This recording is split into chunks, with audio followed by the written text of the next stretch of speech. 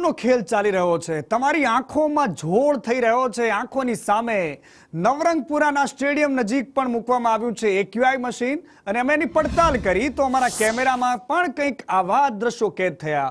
AQI સેન્ટરની આસપાસના વૃક્ષોથી ઘેરાયેલું હતું। વાસ્તવિકતા છુપાવવાના બદલે આંકડા છુપાવવાનો ખેલ કરવામાં આવતો હતો। અહીંયા પણ જબરદસ્ત ઝોલ ચાલી રહ્યો છે।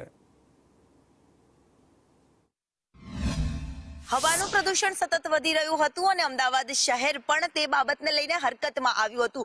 જો કે આ હરકતમાં હવે સતત પોલ્યુશન વધ્યું અને તંત્રએ પોતાની કામગીરી દેખાડવા માટે પોતાનું બુદ્ધિનું પ્રદર્શન વધુ એક વખત કરવું પડ્યું છે।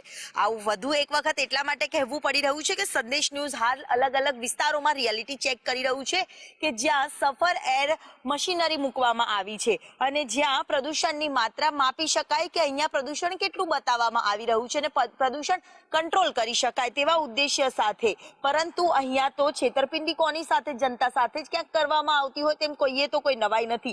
કારણ કે એક્યુઆઈ મશીન નજીક સતત પાણીનો છંટકાવ પણ કરવામાં આવી રહ્યો છે।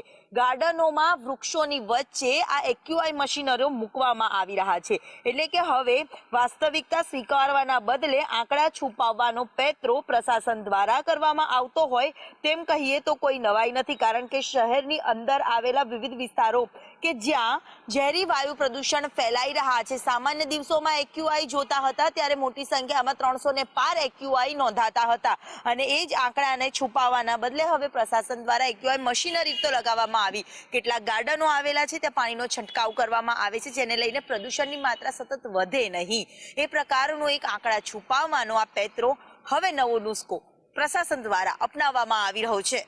કેમેરામેન પુખરાજ શર્મા સાથે દિવ્યા ચૌહાણ, સંદેશ ન્યૂઝ, અમદાવાદ।